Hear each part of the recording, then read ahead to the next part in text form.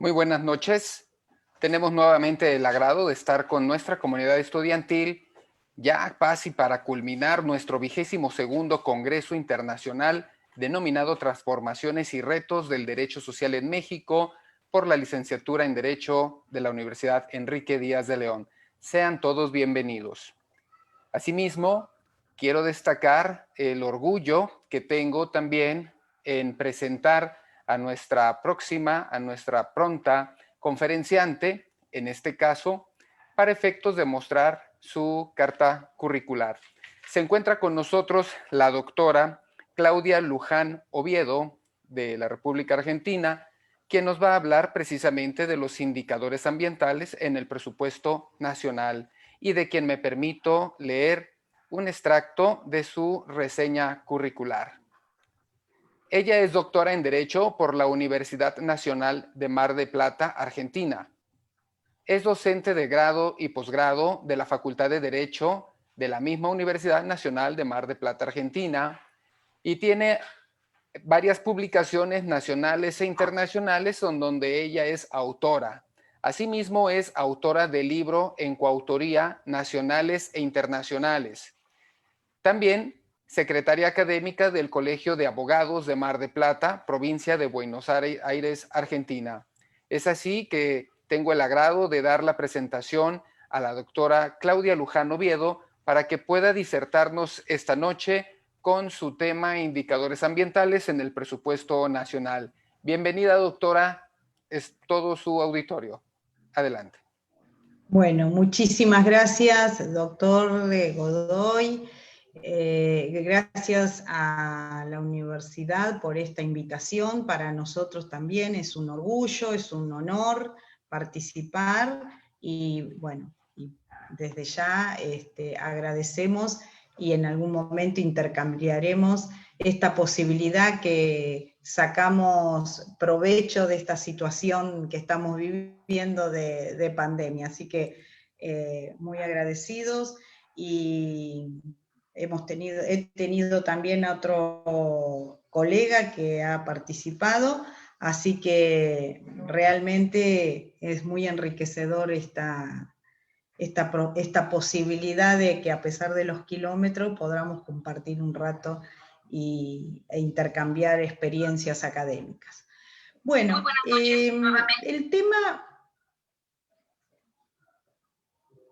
tema es indicadores ambientales en el presupuesto nacional, pero primero me gustaría hacer una especie de introducción sobre una herramienta jurídica que, salvo que esté dentro de la especialidad académica o laboral del abogado, muchas veces nos olvidamos de este espacio donde la legalidad y la legitimidad son dos pilares de un elemento tan importante como la necesidad de realmente poder funcionar un Estado. Cuando nosotros hablamos de presupuesto nacional, estamos hablando de un instrumento jurídico que tiene varias particularidades que lo hacen muy especial. Por un lado, es una ley, y como ley requiere de todos los pasos para su sanción equivalentes a la sanción de cualquier otra ley. En los estados modernos, esta ley puede, además de pasar por todos los estadios o etapas correspondientes a la sanción de una ley, tiene una particularidad muy importante, que es que su duración en el tiempo es limitada. En la mayoría de los países el presupuesto es anual. Una de las características del presupuesto es la anualidad. Eso no significa que en otros países pueda plantearse un presupuesto cuya duración supere el año. Puede ser, por ejemplo, trienal. ¿Por qué?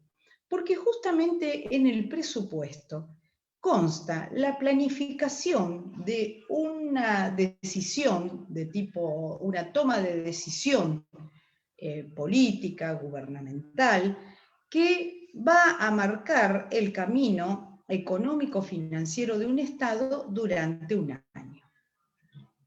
Cuando nosotros hablamos del presupuesto, pareciera que es algo totalmente alejado o ajeno de la actividad particular. Sin embargo, cuando nosotros analizamos cualquier situación, inclusive cotidiana, no nos ponemos a pensar o no nos ponemos a relacionar cuánta vinculación tiene con toda la macroeconomía de un Estado. Entonces, esa toma de decisión política es por la mayoría de los estados, por lo menos en Argentina, así lo veo, y no sé cómo será en México, pero imagino que no habrá mucha diferencia, en el sentido de que el ciudadano tiene una participación muy escasa, casi nula, en la toma de decisión presupuestaria. Sin embargo, nosotros podríamos hacer un ejercicio en este momento didáctico, y si yo les dijera a ustedes que les voy a mostrar varios presupuestos sin indicarles a qué tipo o a qué país corresponde. Este mismo ejercicio didáctico lo podríamos hacer de manera individual. Si yo tuviera en este momento la posibilidad de invitarlos a hacer este ejercicio, diciéndoles o como consigna, marcándoles que van a vivir durante un mes en una isla donde no van a tener absolutamente más nada de aquellos elementos que ustedes pudieran elegir ahora, en 5 minutos. Una lista de 20 elementos. Seguramente, cuando nosotros hacemos el ejercicio y chequeamos qué cada uno consignó como elementos importantes para llevarse a esa isla, voy a tener características subjetivas muy diferentes de cada una de las personas que elabore esa lista. Es una forma de identificar gustos, formación de la persona, si es deportista, si prefiere la electrónica, si prefiere los elementos básicos para encender un fuego. Vamos a notar cantidad de diferencias entre las distintas personas que elaboren esa lista. Algo similar ocurre cuando un Estado tiene que decidir cuál va a ser la planificación para ese año calendario. Es decir, cuando nosotros terminamos de brindar el 31 de diciembre, el 1 de enero a primera hora tiene que estar ya sancionado el presupuesto que va a regir durante todo ese año calendario. Entonces, allí nosotros, si pudiéramos observar varios presupuestos, nos podríamos dar cuenta cuáles son los puntos importantes. Nos podríamos dar cuenta si es un Estado de tipo más socialista o de tipo más capitalista, o un Estado que tiene en la cúspide de importancia en los gastos públicos a la salud, o al ambiente, o a la industria, o a las comunicaciones, o a la formación educativa. Bueno, esos son temas que realmente el ciudadano no los tiene presentes y además no existen de alguna manera formación ciudadana para tener un acceso y una lectura simple, clara y transparente. ¿Esto qué significa? Que digamos, los lineamientos de los presupuestos, entre sus principios, tienen que contener, además de la anualidad, la universalidad,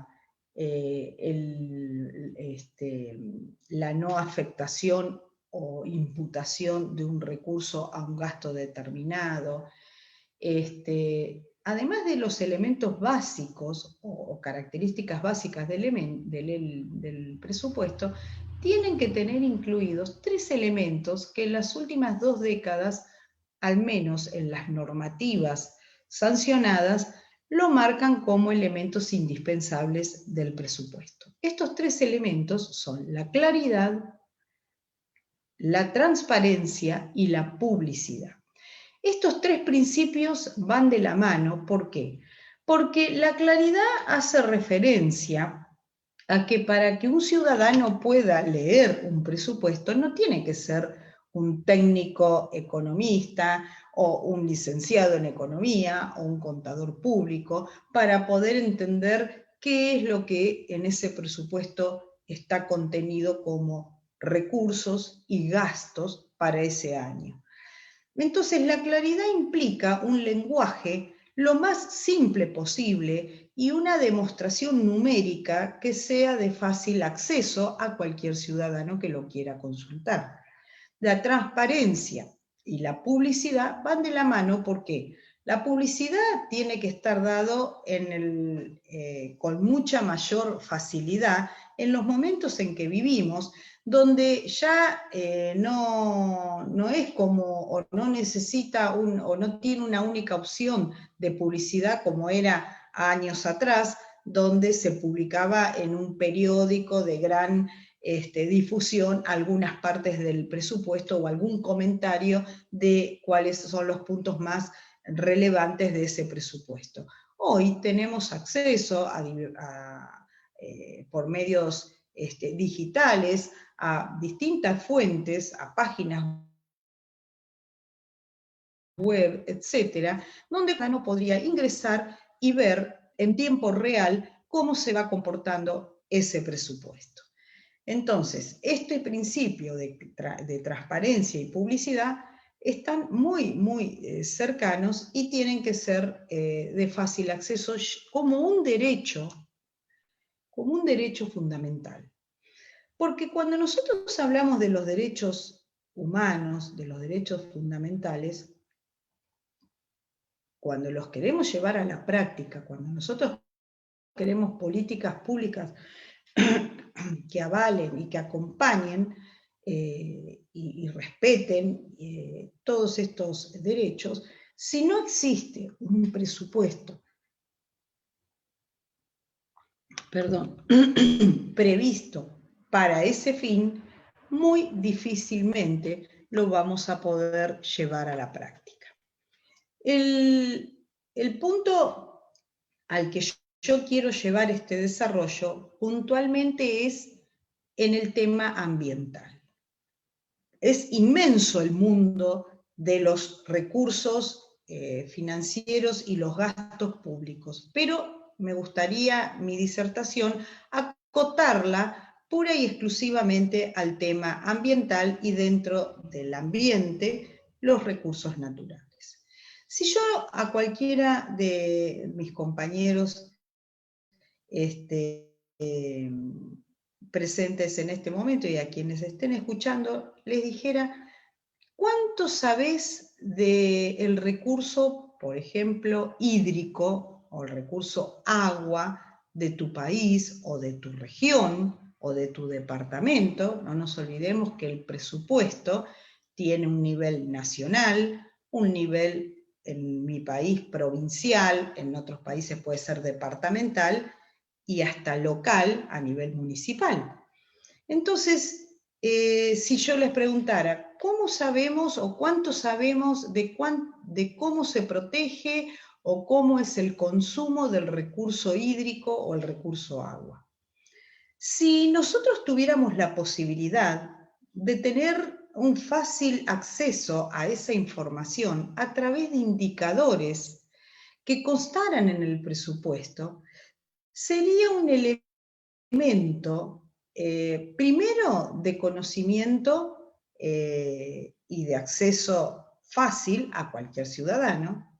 Entonces, para respetar ese derecho, si no existe una base de información eficiente, práctica y de fácil acceso, muy difícil podemos respetar y realmente decir que avalamos los derechos humanos, en este caso el derecho humano, por ejemplo, al consumo o al agua, o al acceso al agua. Entonces,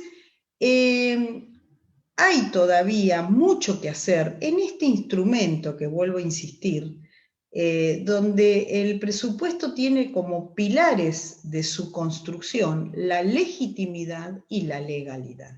La legalidad en cuanto a su sanción y la legitimidad es a la forma, a la ejecución de ese presupuesto. Y cuando terminara el presupuesto, vamos a suponer que estamos frente al modelo presupuestario anual, la posibilidad de existir un monitoreo y un control de qué ocurrió durante ese año calendario. Pero la vida, y es todo tan automático, que cuando termina el 31 de diciembre, se olvidó, a lo sumo tendremos un informe de cómo está el estado financiero del Estado, pero no vamos a detenernos a hacer una especie de control para ver cómo se ejecutaron esos gastos, si realmente se imputaron a la protección de lo que estuvo fijado o planificado cuando se sancionó el presupuesto, es decir, cómo se cumplió. Volvamos a la posibilidad de indicadores ambientales. Cuando nosotros planteamos la necesidad de que existan indicadores ambientales, donde ya hay varios países, tenemos Guatemala, Colombia, muchos países que han comenzado a tener registro de estos datos en sus presupuestos. Por supuesto que esto implica un trabajo significativo en cuanto a la creación de una metodología que pueda ser sostenida en el tiempo.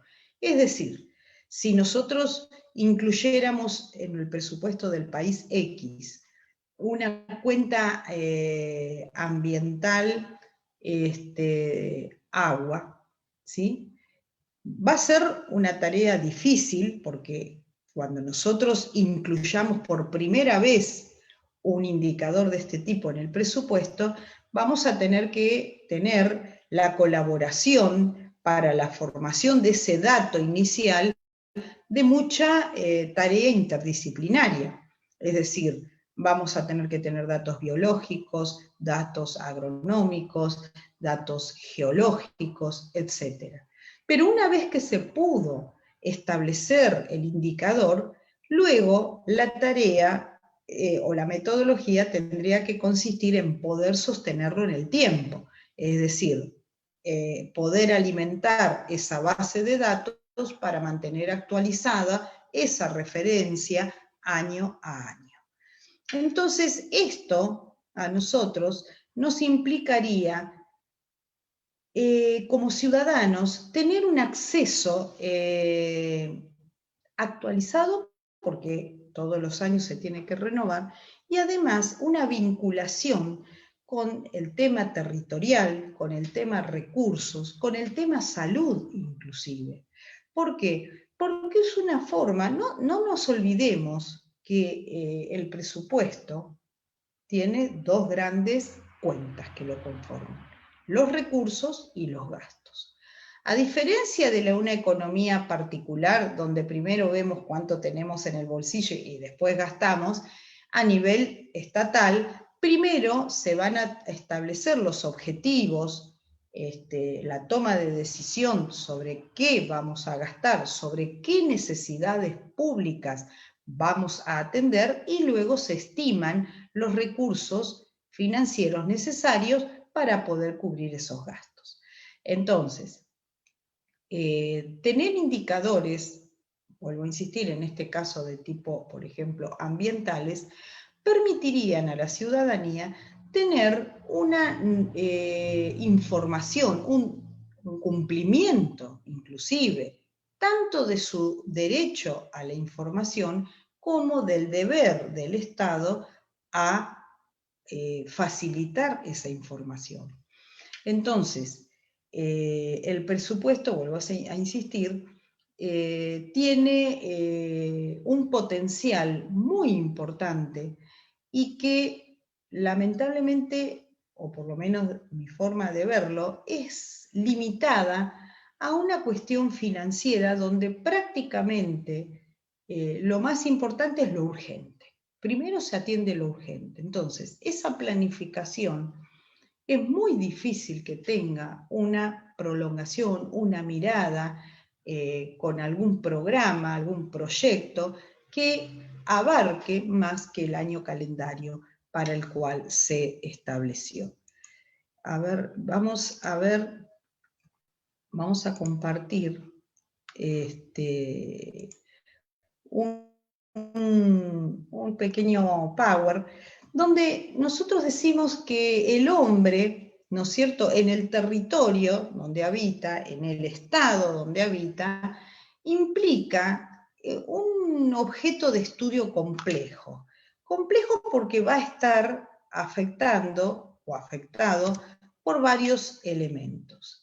Ya Maquiavelo había establecido, ¿no es cierto?, que un Estado es una comunidad políticamente organizada, donde va a tener el elemento formal, el orden jurídico, y el elemento material, el establecimiento del pueblo sobre un territorio determinado. Cuando nosotros hacemos una mirada a lo largo de nuestra historia, acotando muchísimo, muchísimo, pero es para poder llegar a lo que yo quiero transmitir, teníamos a lo largo de muchos, inclusive siglos, la necesidad de adosar, ampliar el territorio, donde lo único importante era cuanto más territorio, más poderoso se creía un Estado. Era como una concepción cuantitativa del Estado, del territorio. No se tenía en cuenta qué elementos están presentes en cada centímetro territorial que uno vaya a analizar. Y es así entonces cuando a partir de fundamentalmente del informe de Brundtland, luego del Acuerdo de Estocolmo, donde empieza a girar esa mirada cuantitativa para comenzar a analizar el territorio sobre distintos subsistemas. Estos 4 subsistemas que yo señalo, o que se pueden señalar, varios autores también lo refieren, son los subsistemas económico, social, institucional y ambiental.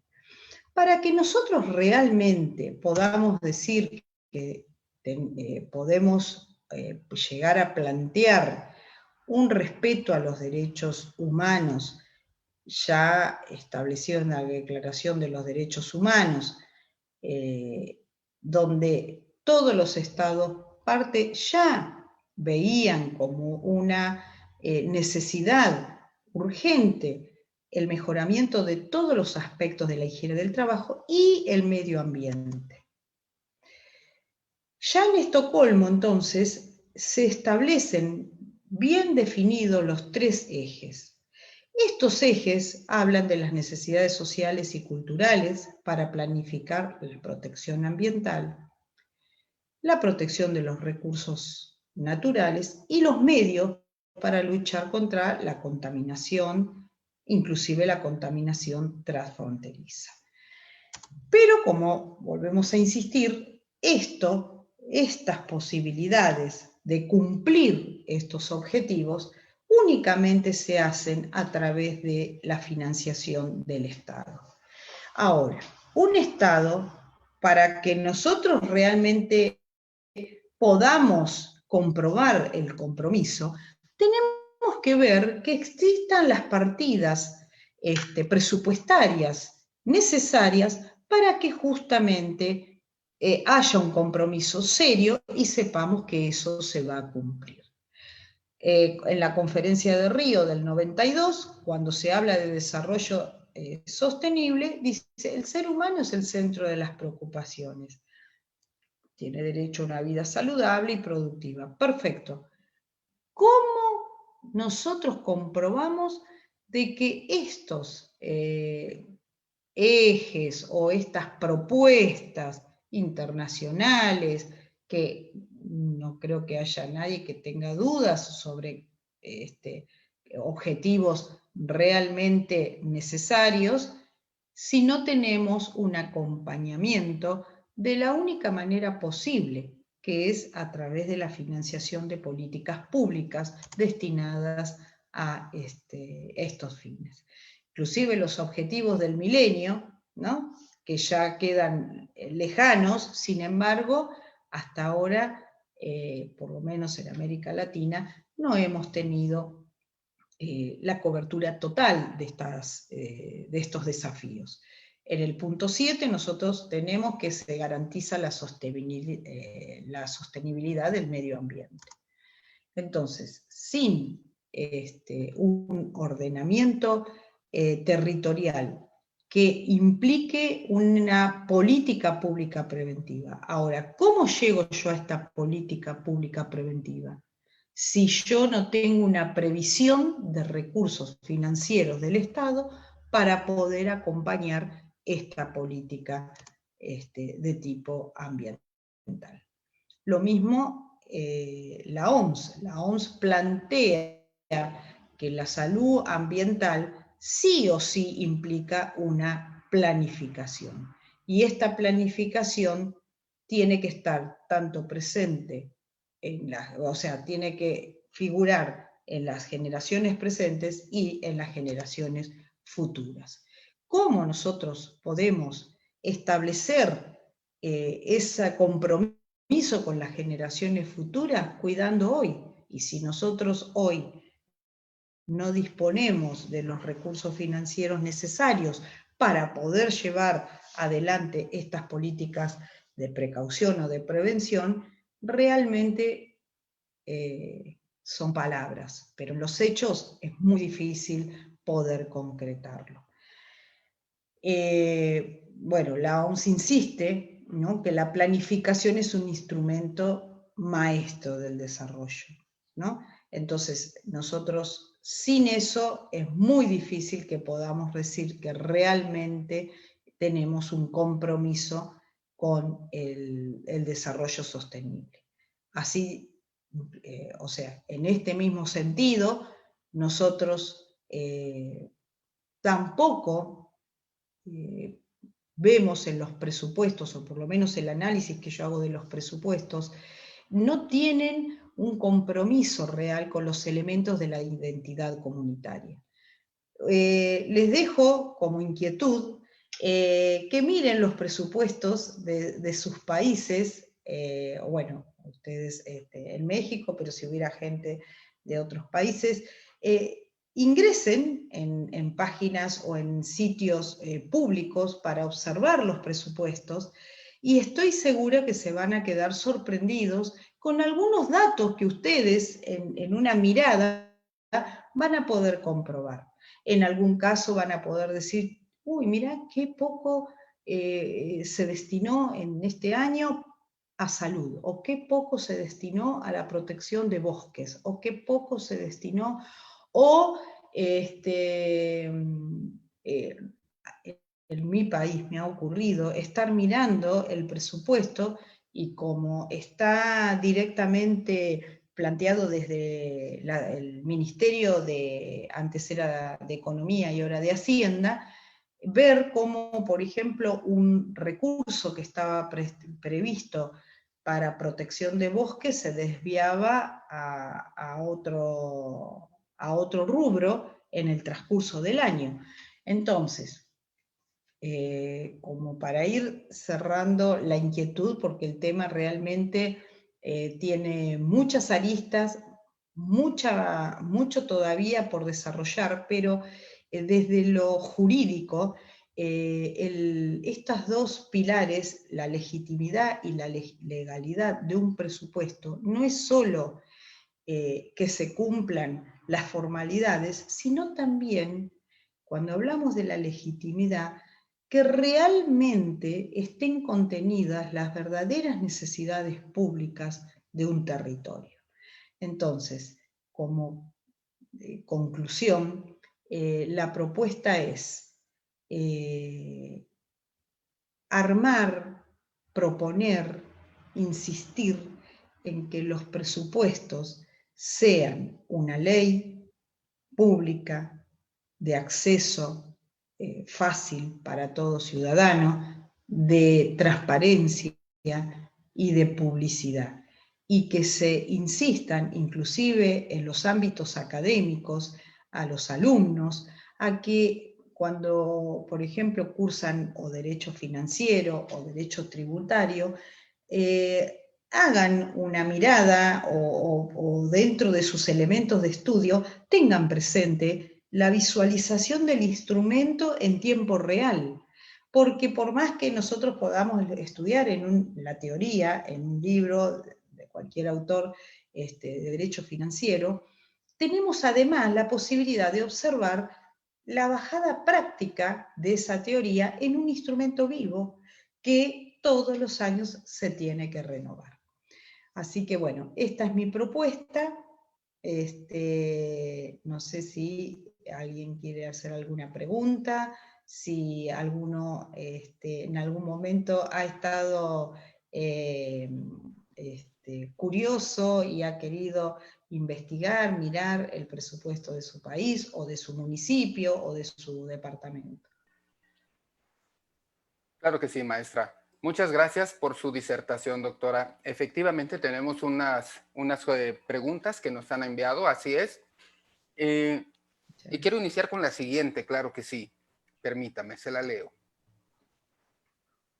Nos preguntan, ¿cuál será la política pública más tangible para la preservación del ambiente? Bueno, esto sería el comienzo de un verdadero compromiso de política pública, porque estos indicadores ambientales, vamos a usar la fecha en la que estamos, es como si el presupuesto fuera el arbolito de Navidad y los indicadores los globitos que ponemos para decorar. Si nosotros estos indicadores ambientales están presentes en el presupuesto, y hoy, por ejemplo, nosotros analizáramos un presupuesto donde un globito me dice que, por ejemplo, los bosques en un año calendario han disminuido al 20%. Esto a mí me está dando una alerta roja. Eso sería una política verdaderamente, una política pública de verdadero compromiso.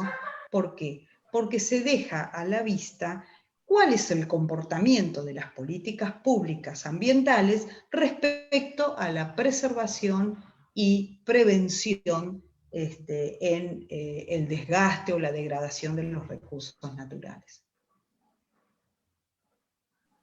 Gracias, doctora. La siguiente pregunta que me envían es la siguiente. ¿Cómo se puede armar un presupuesto que ampare el derecho al medio ambiente cuando el Estado lo invierte en otras actividades que considera más importante? Bueno, qué buena esa pregunta porque justamente era lo que quería, el disparador que yo les quería provocar. Realmente no tengo la solución para eso porque habría que hacer todo un caminito legislativo de tipo político, pero sí les propongo en sus ámbitos académicos hay mucho material bibliográfico sobre metodologías presupuestarias para la incorporación de indicadores ambientales. En la Universidad de Landívar de Guatemala, CEPAL, el Consejo Económico para América Latina y el Caribe, también tiene mucho material, y en realidad lo académico podría al menos ofrecer su granito de arena con la creación de metodologías en donde tienen que intervenir lo interdisciplinario. ¿Por qué? Porque desde lo jurídico uno lo puede plantear como un derecho del ciudadano a esta protección. Pero además se necesitan datos objetivos, porque esta es una de las políticas que no tendrían que tener en su contenido ideologías o propuestas de un partido político o de otro. Si el bosque está perdiendo gran parte de su territorio o están talando en forma indiscriminada, es un dato objetivo. Entonces, creo que tiene que ser a través de proyectos de investigación, de trabajos por ahí de varios organismos como universidades, algún ente estatal u ONG que se dediquen a poder captar indicadores ambientales. Eso sería una primera aproximación para empezar a este camino hacia el verdadero compromiso, ¿no? Maestro, tiene apagado su micrófono. Sí, gracias. Tenemos otra pregunta que dice, ¿considera usted que el desarrollo económico industrial se debe limitar a la recuperación del medio ambiente? Bueno, yo creo que si estas cuentas ambientales figuraran en un presupuesto, uno de los datos más interesantes que uno podría observar es justamente la transmisión del capital natural al capital industrial. Se los traduzco. Si yo tuviera un indicador que me indique cuánto bosque yo tengo en un año X, y al año siguiente yo tengo cuánto se me disminuyó a mí de la cantidad de bosque y cuánta industria del papel o de otros derivados creció, yo voy a tener la posibilidad de aplicar políticas niveladoras, o no de control, sino de composición entre una situación y la otra. Es decir, si un recurso natural está siendo degradado en forma desmedida, obviamente yo voy a tener que tener limitaciones o reconversiones de la industria que está haciendo uso de ese recurso para evitar justamente una degradación que su remediación o recomposición llevaría mucho tiempo o inclusive no volver a recomponerse, como en el caso de las canteras. El uso de la piedra o de algunas otras metodologías de extracción de recursos, como el fracking, podrían llegar a producir pasivos ambientales que no se pueden ni remediar ni recomponer, porque no hay forma de que el suelo o la piedra vuelva a su estado anterior. Entonces, ahí estoy de alguna manera violando o negando el derecho de las generaciones futuras. Ya esas generaciones no van a poder ni siquiera visualmente tener el paisaje, que es parte del ambiente, que en un momento dado existió.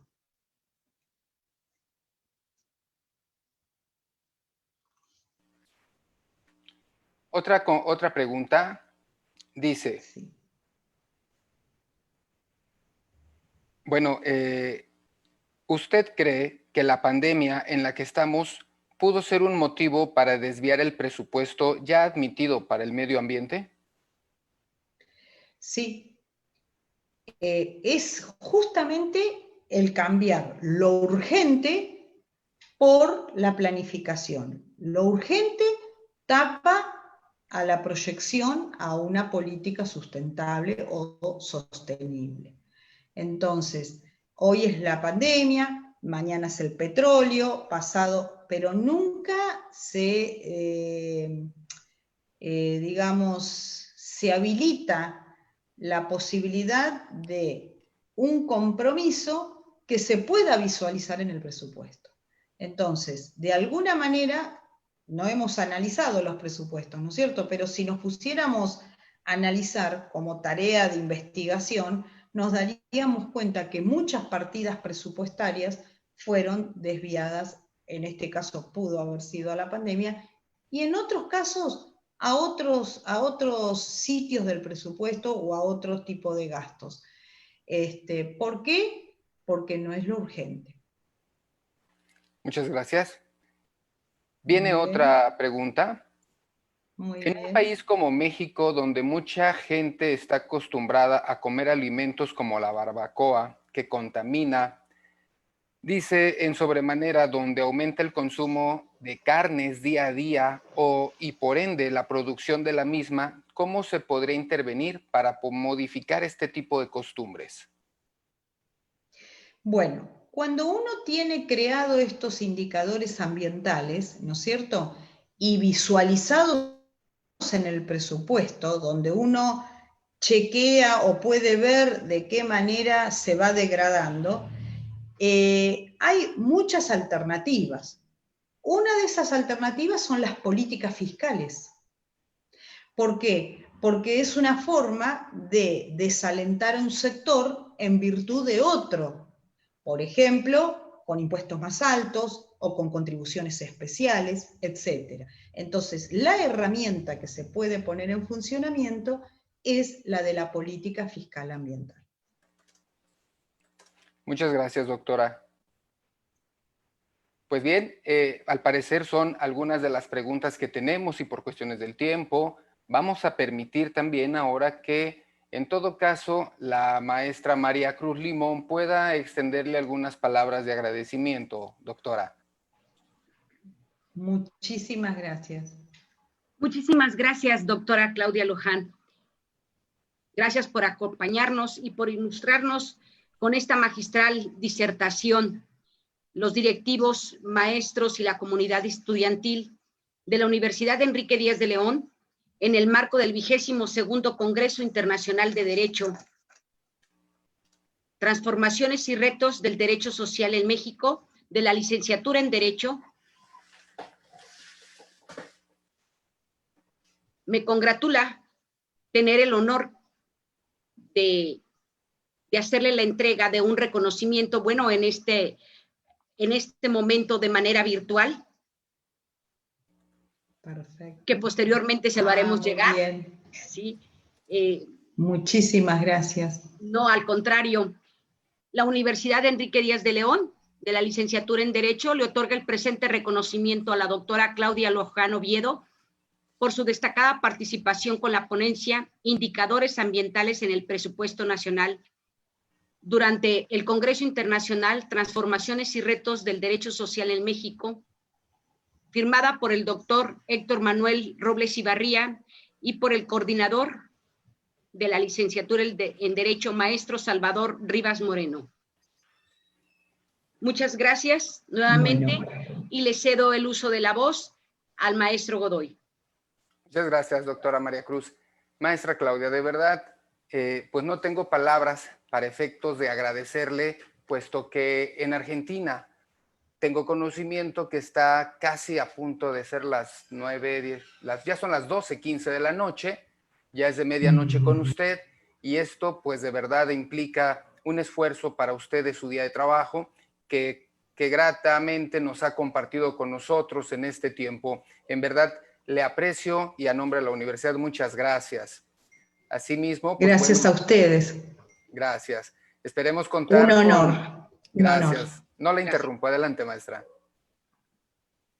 Bueno, no, la agradecida soy yo, un honor, y bueno, queda abierta la invitación para hacer un intercambio y en un futuro ustedes disertar en nuestra Universidad de Mar del Plata o en el Colegio de Abogados de Mar del Plata. Les doy las buenas noches y esperemos que esto se mantenga, este intercambio se mantenga. Muy amable. Es un hecho, doctora. Pues le invito para que escuche en este caso las palabras de despedida y del cierre de este ciclo por parte del doctor Antonio Rubalcaba, quien a nombre de la universidad pues hará ya la clausura de este 22º Congreso Internacional de Derecho. Muchas gracias, doctora. Adelante, doctor Rubalcaba. Muchas gracias. Para toda la comunidad estudiantil, en este caso, pues los que estamos en la etapa de la logística, sabemos, doctora Claudia, en este caso, el esfuerzo que conlleva, en este caso, el tomar parte de su noche para estar con nosotros. De veras, nos sentimos muy congratulados, le reiteramos las gracias. Cuando el maestro Godoy y su servidor discutíamos sobre el horario, decía, bueno, es que sería sacrificarla mucho, y creo que se sacrificó mucho por nuestra comunidad estudiantil, y de veras le reiteramos las gracias, nuestro aprecio, nuestra fraternidad, y esperemos precisamente en un futuro no muy lejano compartir algo más, en este caso también de nuestra comunidad académica. Muchísimas gracias. Encantada. A toda la comunidad estudiantil les agradecemos, en este caso, su gran participación en este 22º Congreso Internacional Transformaciones y Retos del Derecho Social en México. Son 22 congresos, no ha sido nada sencillo. Todos los años procuramos innovar, nuevas personalidades nos acompañan. Consideramos que en este caso las 18 ponencias que tuvimos en el transcurso de estos 3 días, que fueron de corte internacional, corte nacional y también de corte estatal, hubiesen sido de satisfacción en este caso para el gusto de todos ustedes, y haya despertado en todos ustedes una gran inquietud. A nombre de la Universidad de Enrique Díaz de León, siendo las 9:18 de la noche, damos por clausurados los trabajos de este 22º Congreso Internacional. Muchas gracias, muy buenas noches. Buenas noches. Gracias, buenas noches a todos.